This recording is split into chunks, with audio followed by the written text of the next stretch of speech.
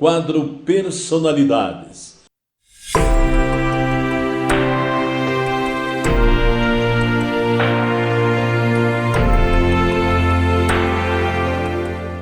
No dia de hoje, a Rede Clima TV, através de sua equipe de jornalismo, convida a palmeirense, médica, oncologista, pediatra, filha do casal Albino e Lindamir Pianoski, a doutora Mara Albonei Dudek Pianoski. Boa noite, doutora. Boa noite, meus cumprimentos a você, Adelar, e a todos os palmeirenses que estão aí nos ouvindo, assistindo. É um prazer muito grande estar com vocês.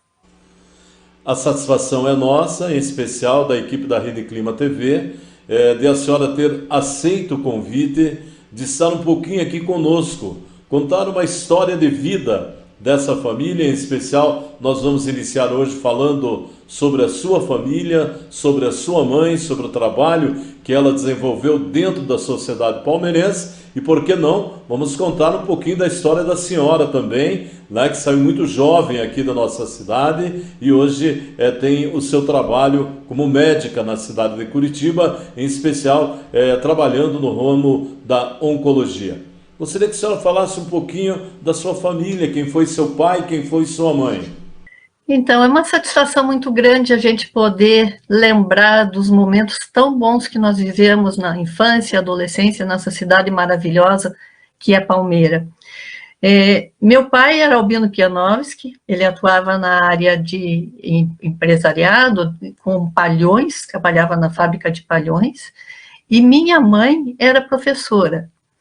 Mas antes de falar de papai e mamãe, eu gostaria de falar da minha avó, Isabel Dudek, porque na nossa família a gente não conseguia ficar simplesmente pensando no pai e na mãe. Era um tripé. Ela viveu conosco desde sempre, ela foi uma guerreira que orientou a minha mãe num bom caminho, ela teve que enfrentar muitas dificuldades na vida.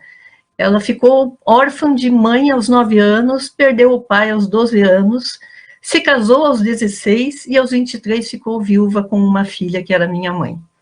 Então, aí realmente começa a nossa história.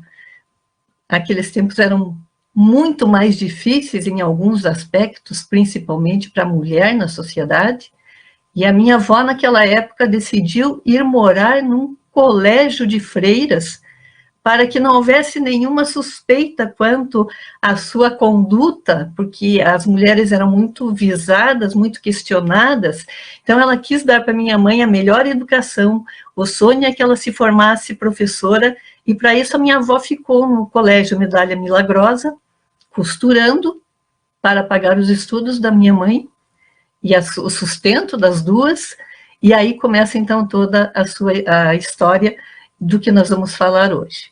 Então, a minha mãe, Maria Lindamir, estudou em Curitiba, ela fez o primário e o secundário em Curitiba, estudou na escola de professores, que hoje é o Instituto de Educação, e logo que ela se formou, ela foi nomeada para trabalhar em Marechal Malé.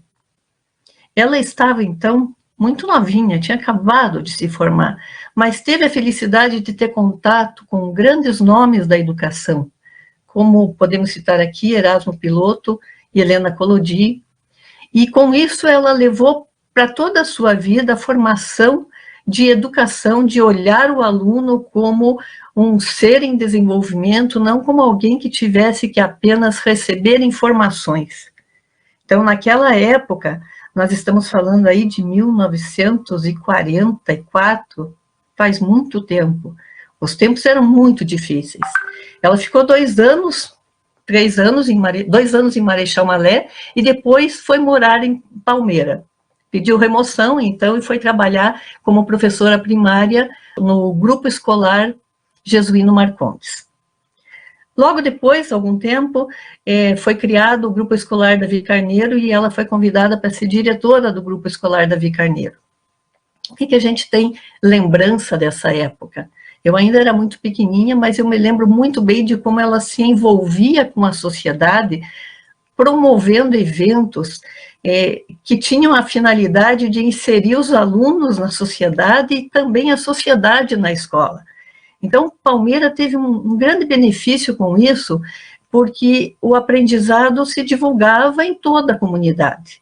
Quer dizer, aquela preocupação com o ser humano, com a sociedade, com as melhorias que as pessoas precisavam, ela saía da escola, ia até a sociedade trazia até a escola, através de inúmeros eventos. A gente tinha inúmeras festas, tinha a festa junina, tinha a festa do Dia das Mães, tinha a festa do Dia das Crianças, festa da Independência, Dia da Árvore, quantas árvores nós plantamos em Palmeira, depois o Dia da Proclamação da República, o Dia da Bandeira.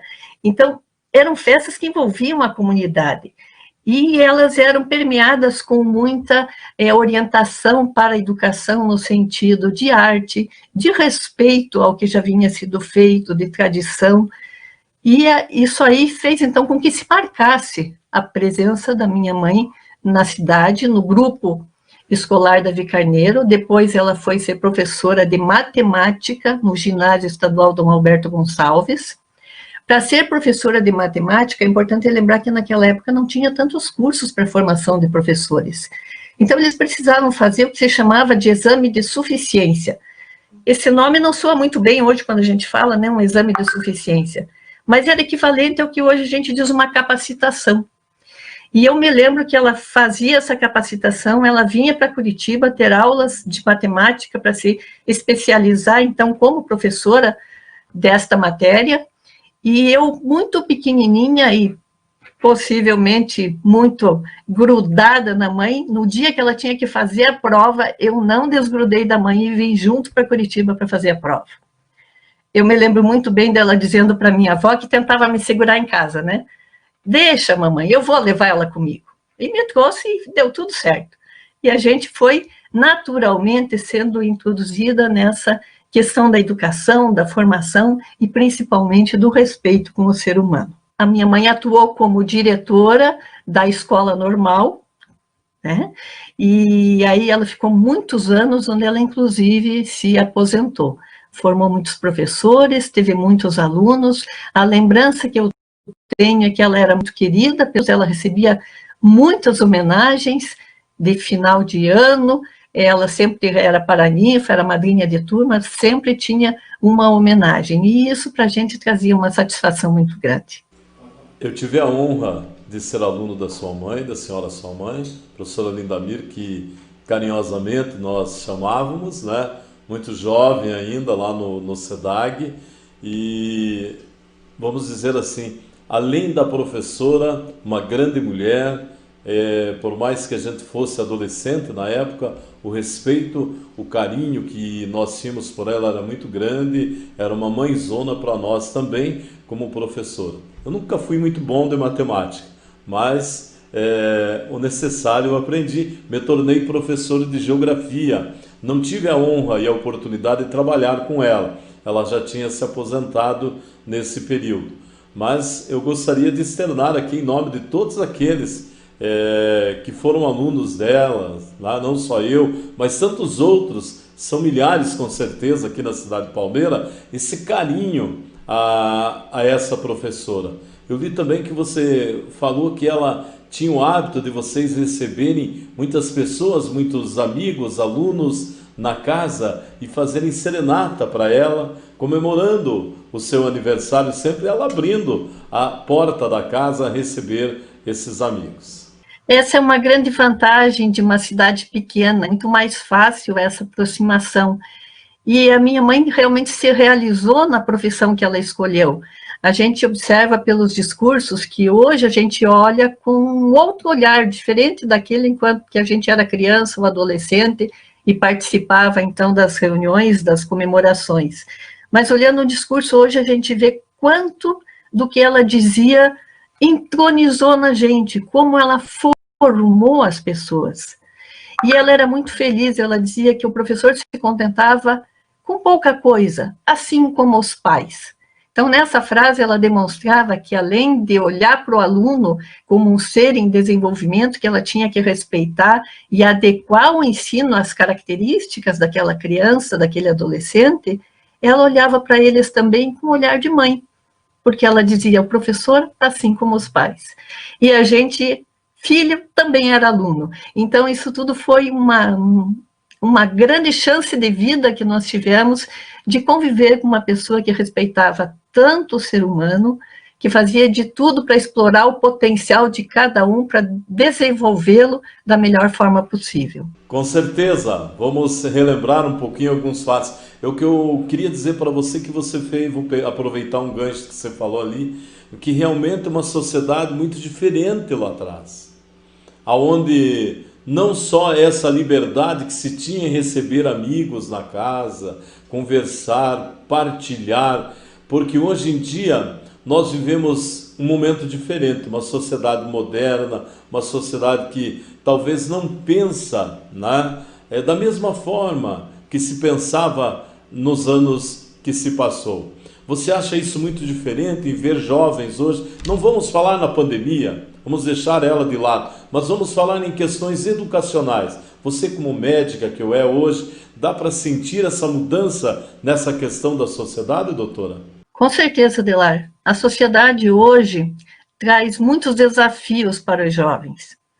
E a educação de todos é um motivo de grande preocupação. Educação, quando a gente fala, não é simplesmente a forma de se portar, porque, obviamente, os tempos são outros, eles são jovens que tiveram muito mais liberdade, porque vieram de uma sociedade reprimida, mas isso não impede que eles sejam livres e que respeitem os outros. E este é um aspecto que a gente tem muito receio de como pode evoluir.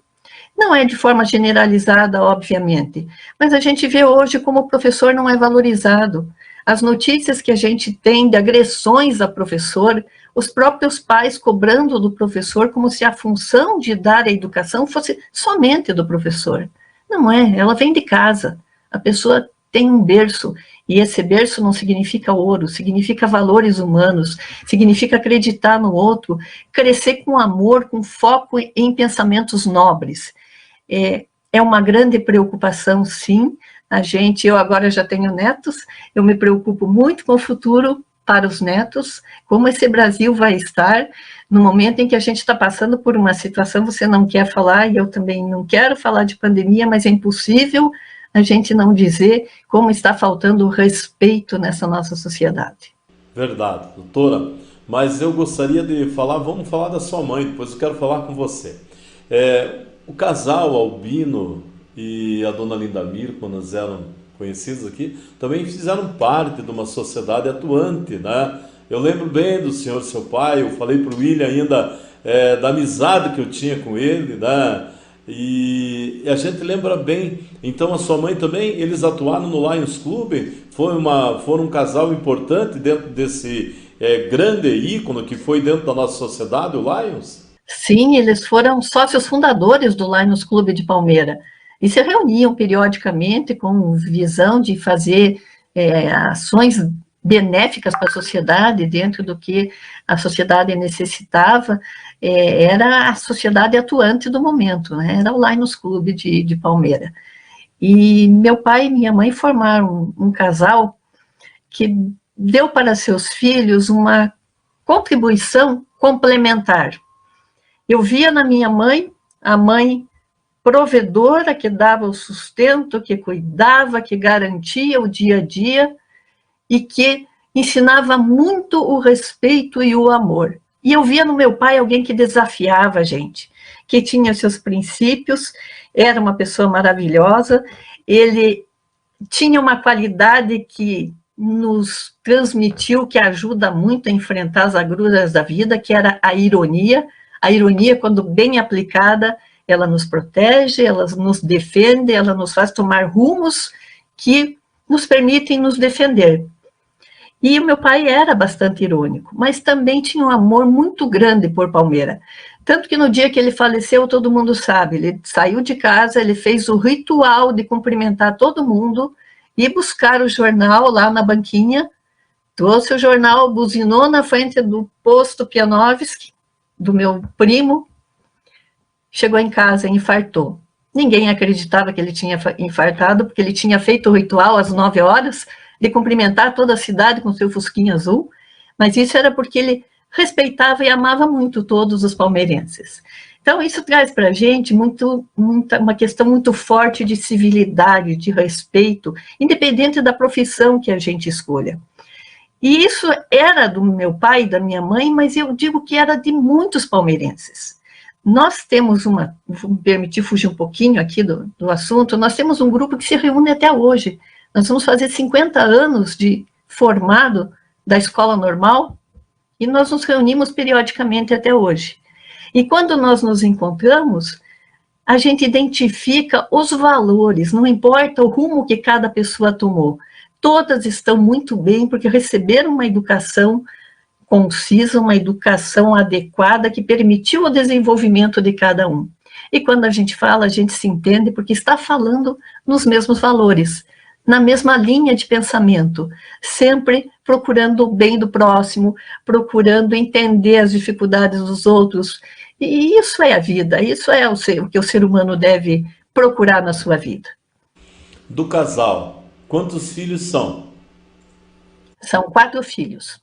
A Alboni, que é advogada e professora, e que tem vários alunos de pós-graduação, que inclusive foi um dos motivos de fazer esse relato de caso, né? A Alexandra Ribeiro, uma graça, escreveu todos os dados aí da mãe, presenteando a gente quase no dia do seu aniversário.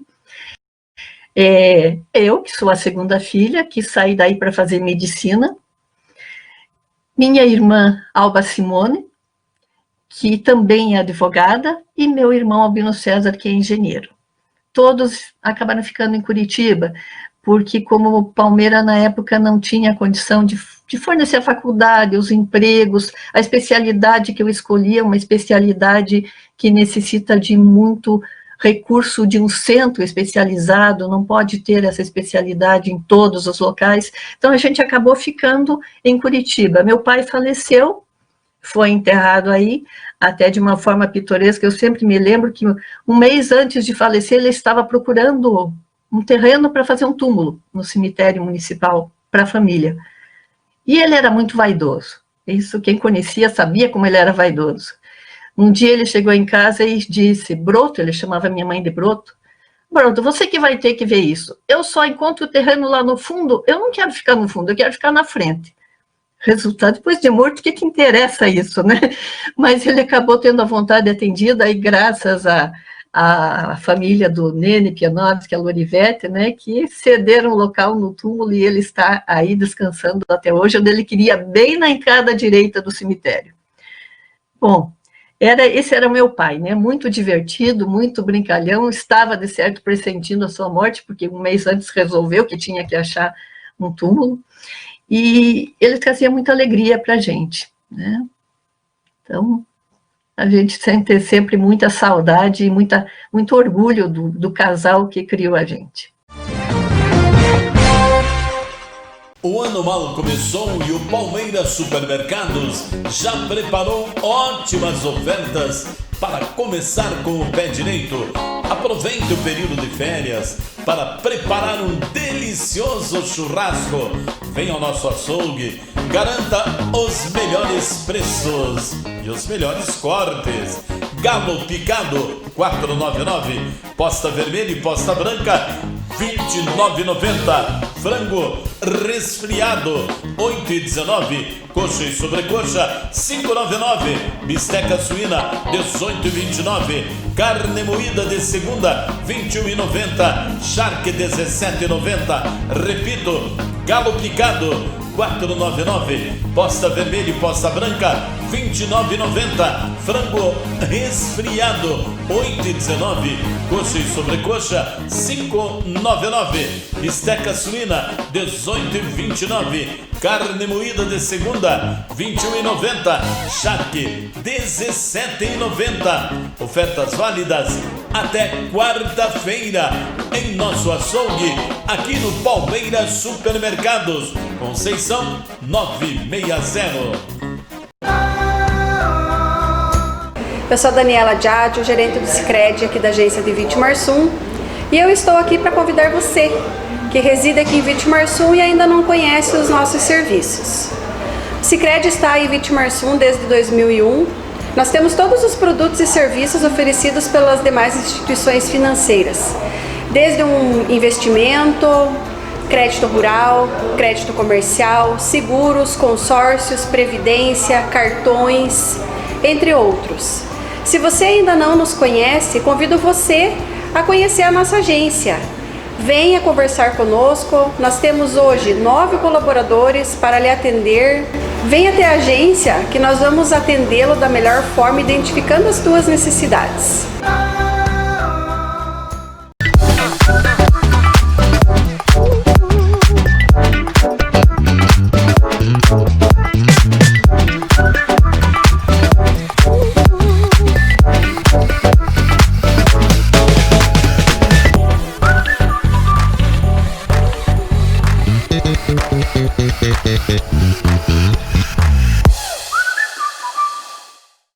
Quem roda pelas estradas do Brasil sabe o quanto é fundamental contar com uma ajuda rápida e eficiente em qualquer lugar, em qualquer hora, principalmente se a ajuda for realizada por técnicos especializados e treinados.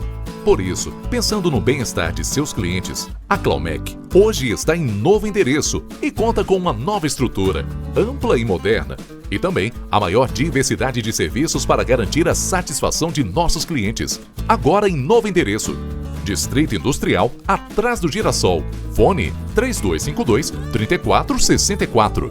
Claumec, fazendo o melhor serviço de mecânica pesada em Palmeira e região. Aliando credibilidade e precisão dos resultados, o Correia e Moraes é o laboratório tradicional de Palmeira e região. A empresa, fundada há 45 anos, conta com ampla e moderna sede, situada no centro de Palmeira. Além de coleta no laboratório, atua em outros locais e também realiza coleta em domicílio, otimizando seu serviço e dando fácil acesso a todos. Formada por profissionais especialistas, graduados em análises clínicas e também acreditada pelo Sistema Nacional de Laboratórios Clínicos da América Latina, a equipe é uma das mais completas e eficientes da região, trabalhando sempre com um foco claro, qualidade e confiança. Laboratório Correia e Moraes, Rua Coronel Otônio Ferreira Maciel, número 185, fone 3252-1439, Palmeira, Paraná.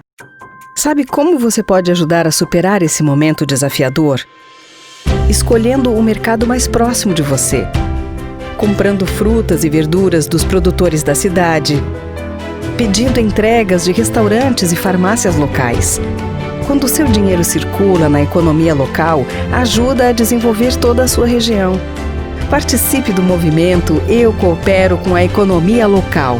Vamos juntos contribuir com quem é daqui. A mais completa rede de farmácia da cidade é a Hiperfarma Palmeira. 3 unidades localizadas no centro de Palmeira. A Hiperfarma tem profissionais qualificados, graduados na área e com anos de experiência no ramo, garantindo assim a qualidade e segurança para seus clientes.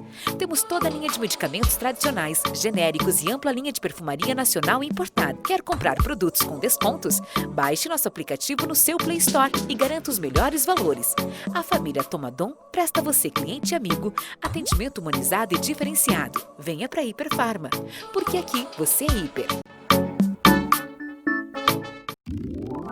Selos do tamanho da sua safra. A Garmater tem os selos certos para conservar a sua safra, seja ela do tamanho que for. Trabalha com beneficiamento. Tem selos de altíssima qualidade para você, amigo. Venha para a Garmater. PR 151, quilômetro 386. Fones 42 999539444. 42 99800 8668. Fale com o Jean e agende a sua visita. Correia e Moraes Clínica Médica. Um novo conceito de saúde e bem-estar para a Palmeira. Fornecemos a melhor estrutura, conforto, tecnologia e consultórios bem equipados. Para bem atender nossos pacientes, contamos com as seguintes especialidades: clínico geral, fisioterapia, neurologia, ginecologia obstetrícia, pediatria, ortopedia, traumatologia, oftalmologia e urologia. Na área de cardiologia, o atendimento é feito pelo Dr. Jorge Luiz Fiani Bacila e a ultrassonografia morfológica feita pela doutora Ieda Caiuti. O diferencial da Correia e Moraes Clínica Médica está nas pessoas, em todos os campos de trabalho, colocando sempre a excelência do atendimento em primeiro lugar. Rua Coronel Otônio Ferreira Maciel, número 201. Fone 3252-6093, Palmeira, Paraná. Dengue mata. Mude sua atitude. Precisamos eliminar os criadores do mosquito. Não deixe acumular água em pratinhos de vasos de plantas, pneus e garrafas. Feche bem as tampas de lixeiras e evite lixo no quintal. Mantenha fechados os ralos e tampas de vasos sanitários. Sempre lave potes de água e comida de animais. Leve a sério esse problema. Paraná, Governo do Estado. Conheça o Sicredi Conecta, o aplicativo que junta pessoas para crescer. Quer ver? O aplicativo dá a chance de você vender ou comprar produtos localmente. Assim você fortalece o comércio local e ajuda no desenvolvimento da sua região. Uma vitrine de produtos e serviços para você fomentar ainda mais os seus negócios. Procurando uma oportunidade para o seu negócio? É só anunciar no aplicativo. Procurando produtos na sua região? Fique de olho nas ofertas e faça o melhor negócio. Baixe o Sicredi Conecta. São 50 anos de dedicação à produção agrícola e um profundo respeito pela biodiversidade e o patrimônio ambiental. Num espaço natural que abriga mais de 500 espécies, o Viveiro Porto Amazonas atua na produção agrícola de qualidade, tendo como propósito tornar viável a obra paisagística de seus clientes. É referência regional pela qualidade de suas plantas, excelente desempenho, diversidade de espécies e respeito à natureza. Viveiro Porto Amazonas, Estrada da Nova Restinga, quilômetro 5. Fone 429-9122-1661. Planejamento financeiro. Sua segurança em todos os momentos. Com o planejamento adequado e a ajuda do Consórcio Araucária, você pode conquistar tudo o que precisa na hora certa. Onde você quer morar? Brasil? Estados Unidos? Ou quem sabe Europa? Nós ajudamos você a conquistar o sonho da casa própria com o consórcio de imóveis e do My Place. Sonhando com um carro novo para passear com a família ou trabalhar? Não perca mais tempo. Você pode conquistar o carro ou moto ideal para você, poupando mensalmente a partir de hoje. Se o seu sonho é conhecer o mundo, concluir os estudos ou ter uma festa inesquecível, você pode contar também com o nosso consórcio de serviços. Criar novas oportunidades só depende de você. Faça um planejamento e dê início ao seu futuro e da sua família agora mesmo. Somos uma rede de consórcios com mais de 40 anos de credibilidade. Nós podemos te ajudar a transformar seu sonho em realidade. Mais que um consórcio, um planejamento para a sua vida. Informações e vendas com Deri Almeida. Fone 429-9979-9021. Empresa parceira Consórcio Araucária, associado a BR Consórcios. Olá, estou aqui para fazer o convite a você que ainda não veio conhecer a nossa linda agência. Queria mostrar um pouquinho para vocês como ficou a nossa agência do Sicredi. Aqui nós temos o atendimento expresso, quando nós temos as meninas que fazem o atendimento rápido. Nós temos o atendimento agro, aqui do lado, atendemos todos os agricultores. Temos o atendimento pessoa física e no piso superior vou levar vocês para conhecer um pouquinho mais. Guichês do caixa também, que fazemos atendimento à pessoa física aqui. Temos uma sala de reunião para nós reunirmos com os associados, com os empresários também. E aqui nós temos o espaço de atendimento às empresas. Nós temos a Patrícia, que faz atendimento aos sócios das empresas. Temos a Ellen e o Michael, que faz atendimento a todos os empresários. Temos um espaço especial para fazermos reuniões e treinamentos. Vem tomar um café conosco e conhecer um pouquinho mais do que o Sicredi tem a oferecer. A nossa lista de produtos e serviços e conhecer um pouquinho mais o que é ser cooperativo. Conhecer a nossa linda agência e conhecer um pouquinho mais do que é o sistema Sicredi.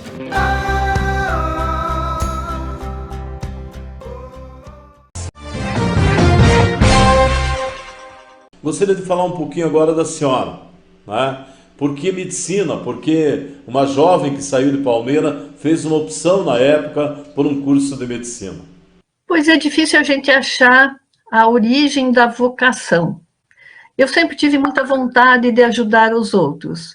Eu tive a felicidade de, na minha formação, esses valores e essa vontade de ajudar os outros ser sempre reforçado. Então, eu fui moldada para ajudar as pessoas. E nada melhor do que um curso de medicina para ajudar as pessoas. Eu poderia ter escolhido outro curso da área da saúde, que hoje está demonstrando muito bem como é importante e como ajuda as pessoas, como procura esta área de trabalho para poder fazer um benefício concreto para as pessoas, imediato, com todo o respeito que as pessoas necessitam. Mas eu escolhi fazer medicina. E eu me lembro que quando eu fiz vestibular, eu saí daí em 71, finalzinho de 71, mas eu não podia ir direto para Curitiba se não fosse para a faculdade. Meu pai não concordava com isso. Onde já se viu uma moça de Palmeira e morar em Curitiba? Vai se perder. Era o que se dizia naquela época. Então, eu tinha que ter a garantia de sair para fazer uma faculdade. E eu fiz um vestibular para História Natural, o equivalente hoje é a Biologia. Na época, a gente tinha o curso de História Natural na Católica, e comecei durante um ano fazendo História Natural e me preparando, então, para fazer o vestibular de Medicina, porque a formação que eu tinha tido em Palmeira era muito boa, mas era de escola normal. Eu precisava mais embasamento em Física e Química, que na época os currículos não contemplavam.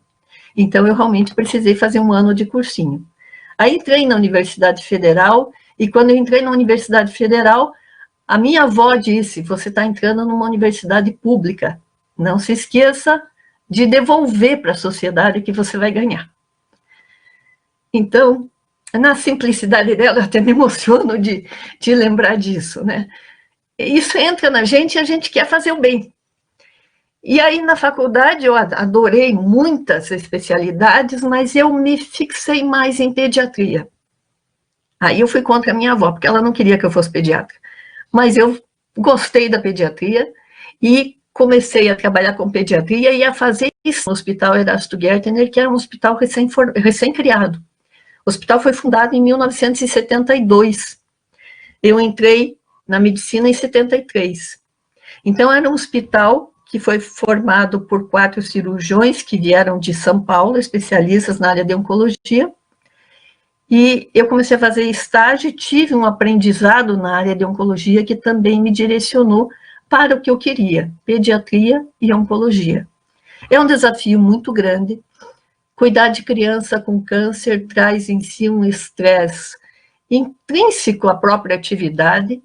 A hora que a gente faz o diagnóstico de câncer numa família, a gente sabe que está desestruturando aquela família e que tem que amparar e ajuntar todos os pedacinhos e colar de volta. Só o médico não consegue isso. Ele tem que fazer junto com uma equipe, com psicologia, com assistente social, com nutrição, com todas as profissões que se agregam para manter aquela família em pé e para curar a criança. Eu fiz residência em pediatria no Hospital de Clínicas. Terminada a residência, eu fui fazer especialização na França, aí na área específica de oncologia. Fiquei em Villejuif, que é a região metropolitana de Paris. Voltei, fiz mestrado e fui trabalhar no Hospital Erasto Gertner aí como profissional. Eu tinha ficado já no hospital como acadêmica, saí para fazer residência no Hospital de Clínicas, complementar, ou pelo menos complementar, a gente nunca complementa, né? Sempre tem que estar aprendendo, mas aperfeiçoar minha formação em oncologia pediátrica. Na França, voltei e fiquei cuidando de 2 serviços de oncologia pediátrica, o Hospital de Clínicas e o Erasto Gertner. A minha vida nos últimos 25 anos, durante 25 anos, foi de dedicação das 7 da manhã às 7 da noite, metade no Hospital de Clínicas, metade no Erasto Gertner. E, obviamente, constituindo a minha família, que é maravilhosa, Eu tenho 3 filhos, dos quais eu me orgulho muito. O primeiro filho é engenheiro, está em São Paulo, trabalha como CEO de uma empresa, uma grande empresa, CFO. Eu tenho um filho que é anestesista, um filho que é ginecologista com especialização em medicina fetal.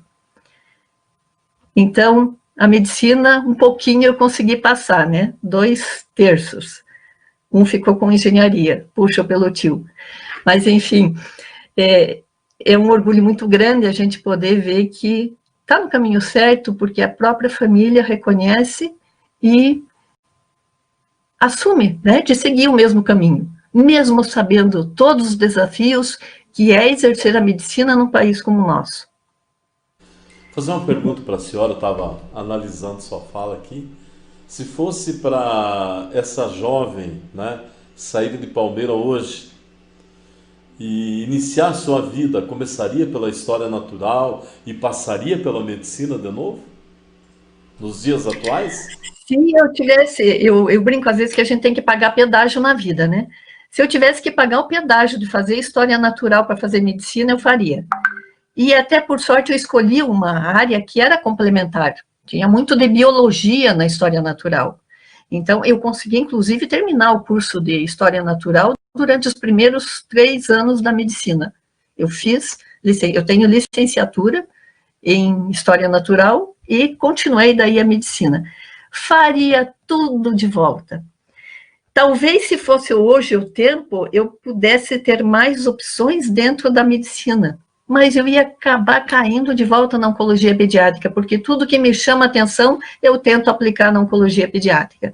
Até gestão de saúde, eu tento aplicar na oncologia pediátrica. Então, eu faria, eu não me arrependo. Tem um preço, mas a gratificação pessoal de fazer o bem para os outros é algo que ninguém paga. A doutora, me diga uma coisa, a senhora, como tem um longo período já na área médica, dentro da medicina, inclusive com filhos dentro dessa área, e pode conviver com eles, e gostaria de que a senhora me dissesse o seguinte: a medicina que a senhora praticou no início com a de hoje, ela tem muita diferença? Os padrões da medicina hoje, eles são diferenciados? Nós tínhamos coisas muito boas antigamente, que hoje estão começando a se perder, e nós não tínhamos as facilidades que hoje tem. Esses dias ainda, num grupo de WhatsApp, eu falei, nossa, eu quero fazer medicina de volta.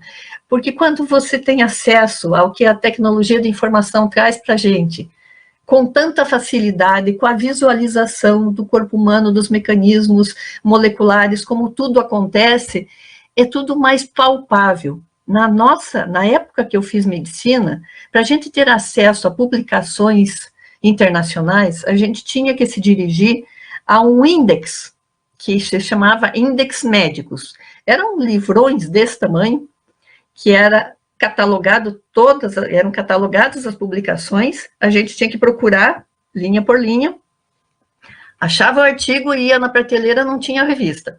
Isso era o mais comum do dia. A gente tinha referência do que a gente queria, está escrito nessa revista, você chegava na biblioteca, olhava a revista, às vezes faltava justamente aquele volume. Então, é um desafio constante.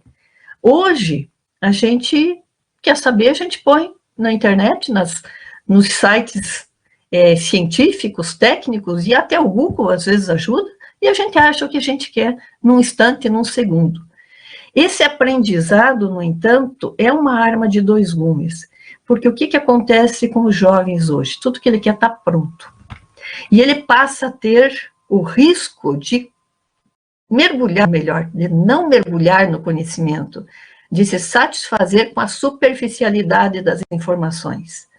Na nossa época, a gente mergulhava no conhecimento a fundo, construindo o conhecimento desde as informações que vinham da observação de médicos anteriores, que observavam o seu paciente, descreviam, perguntavam, viviam a vida do paciente, e aí a gente pegava aquele aprendizado e tentava reproduzir justamente nessa conexão maior, que era o médico-paciente.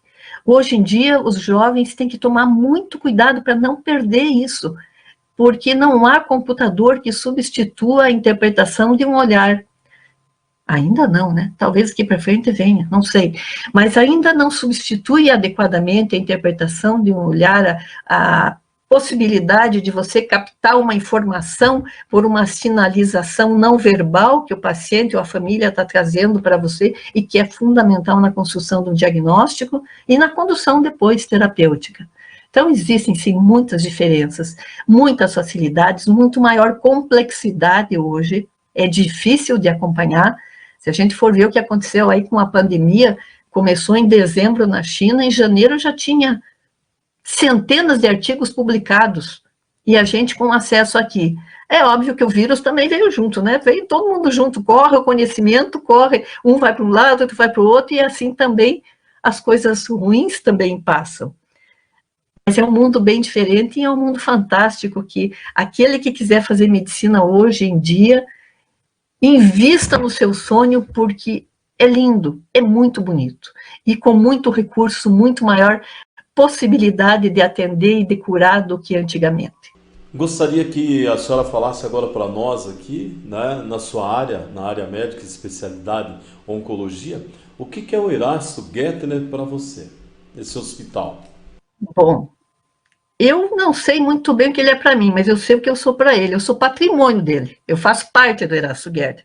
Eu brinco com os mais jovens que não adianta você não querer me ver aqui, porque eu já estou grudada na parede, na porta, e eu não vou sair daqui. Para quem começou em 76 no hospital, e está lá até hoje, se imagina que isso não é nada menos do que parte da minha vida. Erasto Gettner é minha vida, em todos os sentidos. Vida de desafios, profissionais, pessoais, em todos os sentidos. E desde a época em que não se falava em oncologia pediátrica, em que quem atendia criança com câncer eram os adultos, foi nessa época que eu comecei a assumir com câncer.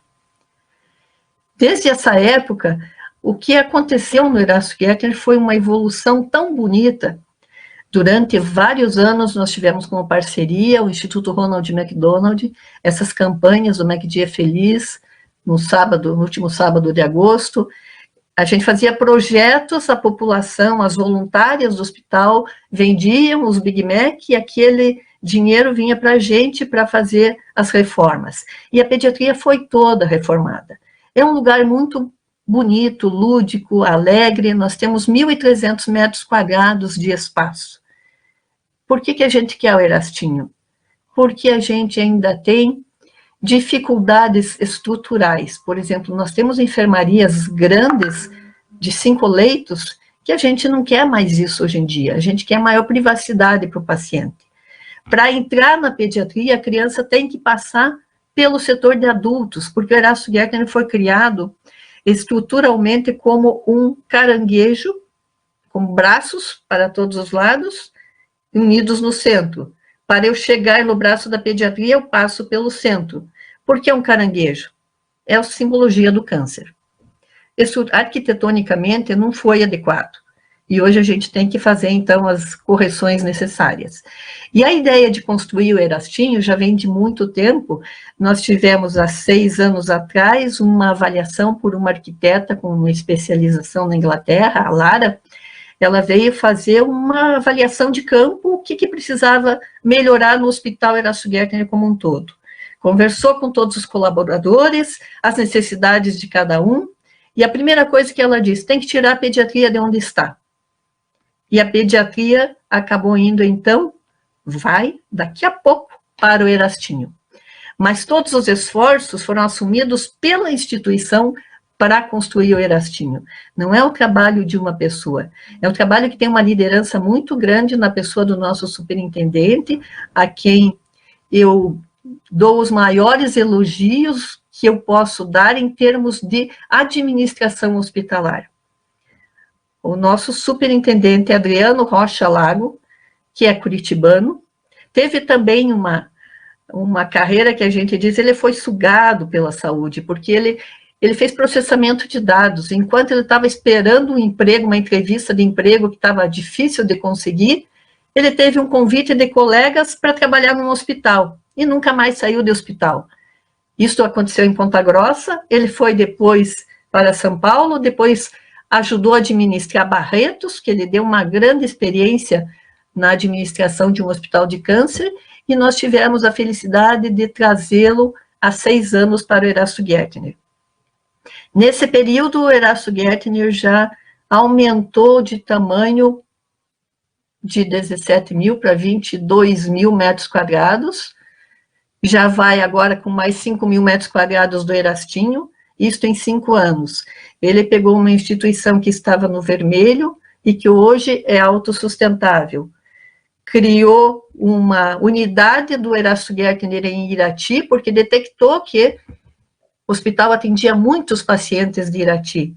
Então, por que o hospital não podia ir até lá e evitar que todos esses pacientes tivessem que vir para o hospital?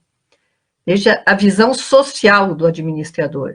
E hoje nós temos uma unidade em Irati, temos uma unidade em Paranaguá, vamos desenvolver outras unidades. Esta pandemia freou um pouquinho o que estava sendo feito, foi inaugurado um hospice em janeiro, que agora teve que ser desativado temporariamente, porque a economia sofre as influências da pandemia, os atendimentos tiveram que ser reduzidos para aqueles que não podem realmente esperar.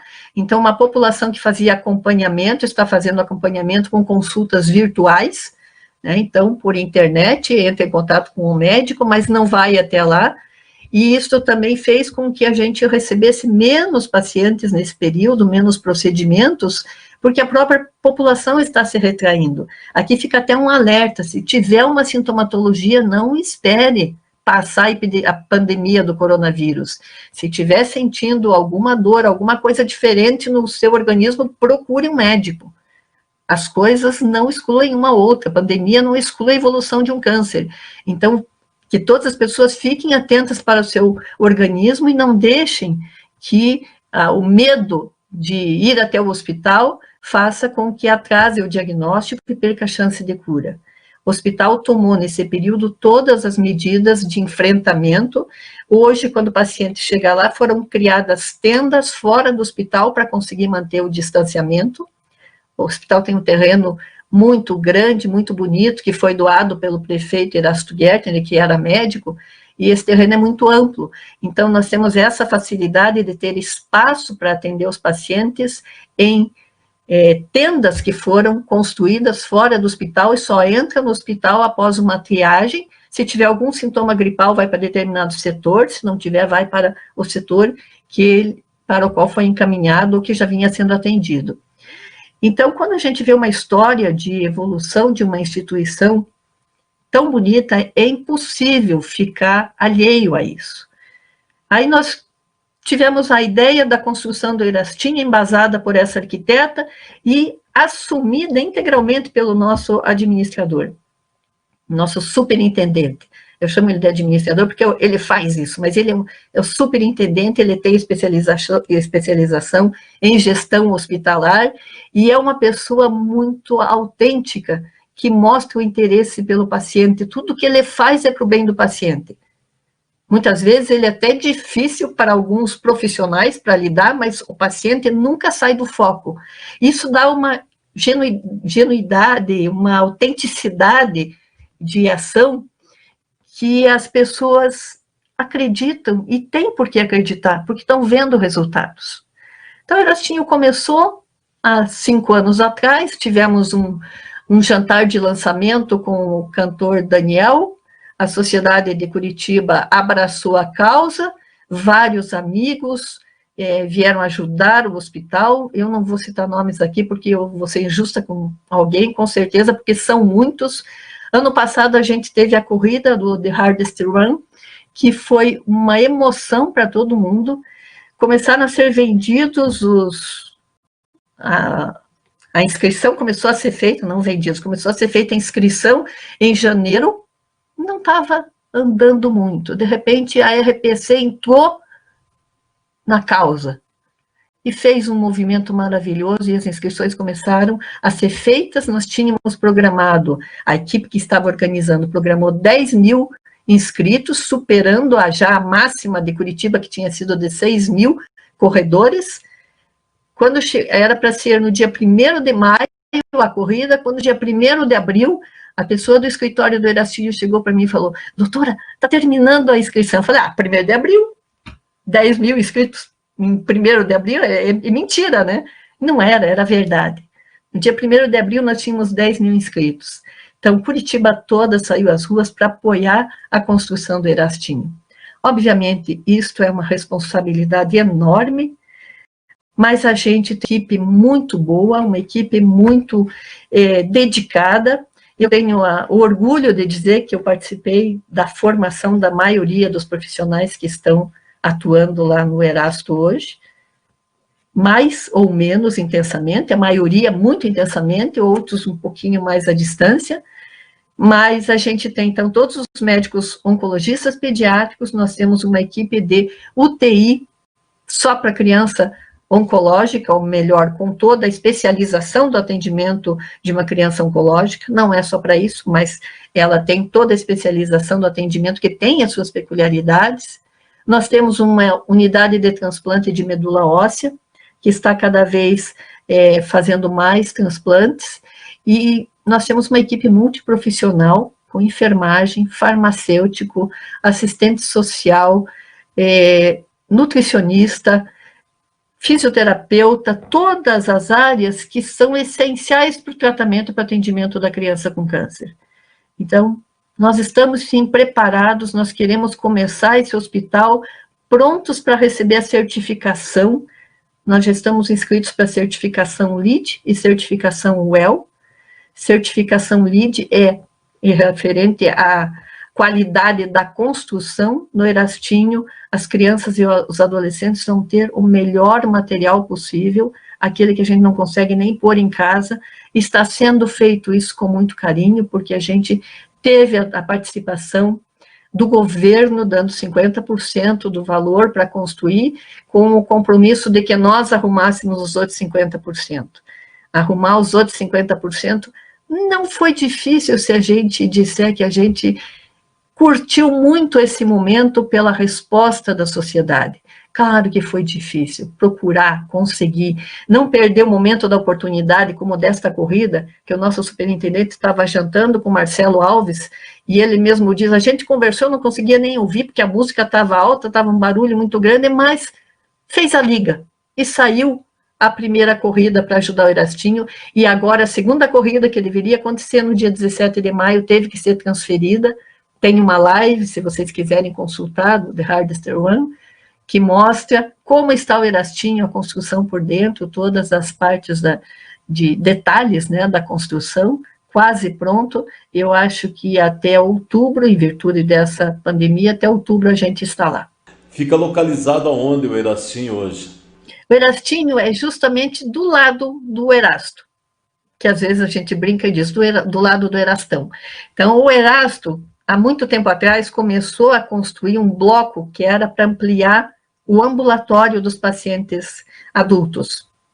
Só que as doações vieram, o terreno era um terreno muito difícil, foi gasto muito na fundação do terreno, e ficou aquele esqueleto parado, sem conseguir completar por dificuldades operacionais e financeiras do Erasto, que atende 90% dos pacientes são provenientes do SUS.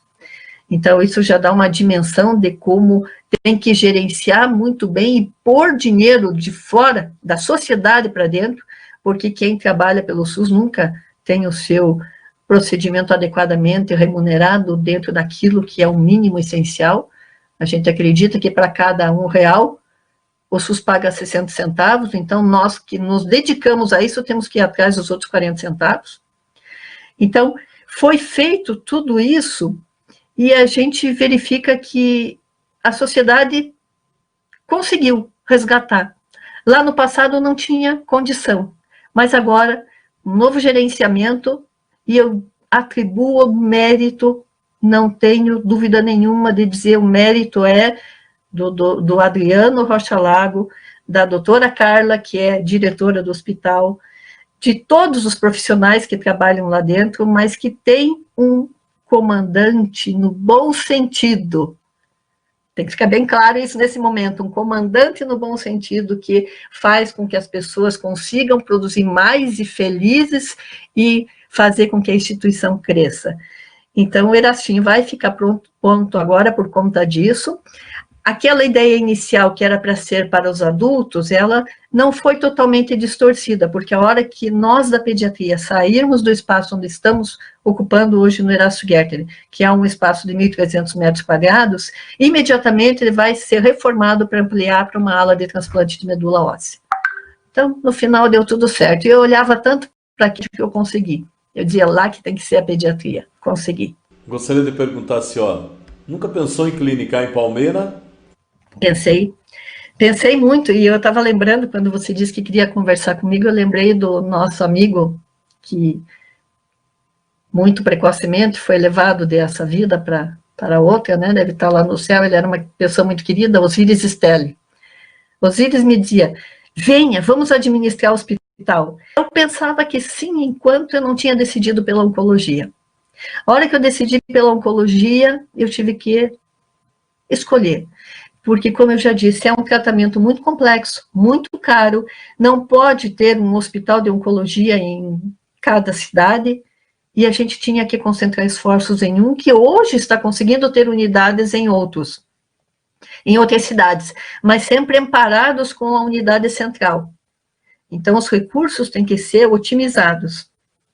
E não dava para eu ir fazer oncologia pediátrica em Palmeira, porque até pelo tamanho da cidade, graças a Deus, a incidência de câncer em criança é muito baixa. Então, teria que ser um hospital completo e para lá, e para Palmeira. Mas o coração está sempre em Palmeira. Doutora, eu gostaria de agradecer imensamente, fico muito lisonjeado de ter conversado com a senhora, nosso muito obrigado, sucesso ainda maior na sua carreira, dos seus filhos médicos, engenheiro também, de toda a sua família, enfim, e lembrando sempre que a raiz é Palmeira, né? Tudo isso que vocês construíram saiu daqui dessa pequena cidade, dessa bonita família, dessa história maravilhosa que nós acabamos de ver com você.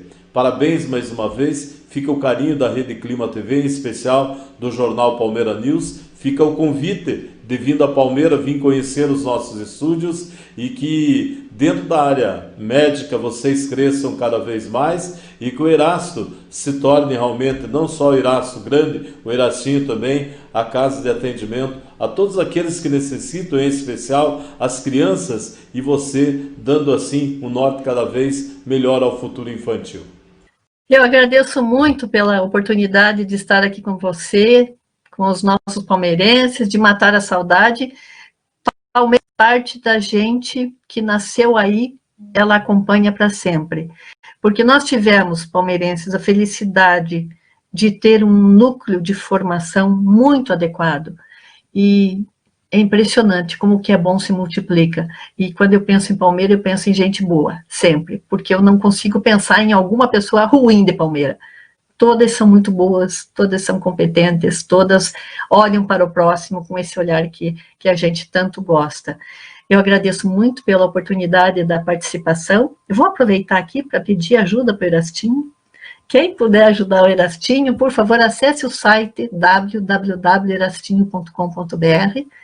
Vocês podem acompanhar como está sendo a construção, todos os movimentos que estão sendo feitos, e pode também nos ajudar, porque toda ajuda é e será sempre bem-vinda. Muito obrigada, desejo uma passagem muito feliz nesses tempos difíceis que a gente está tendo, que Deus nos proteja a todos, e que a gente olhe daqui talvez 2 anos, 3 anos para trás, com muito amor para o passado e dizendo, puxa, o que já enfrentamos. Muito obrigada. Tá aí, conversei com a doutora Mara Albonei Pianoski, oncologista infantil, pediátrica, dentro do Hospital Erasto Gärtner. Ela foi minha convidada hoje como personalidade aqui no jornal Palmeira News.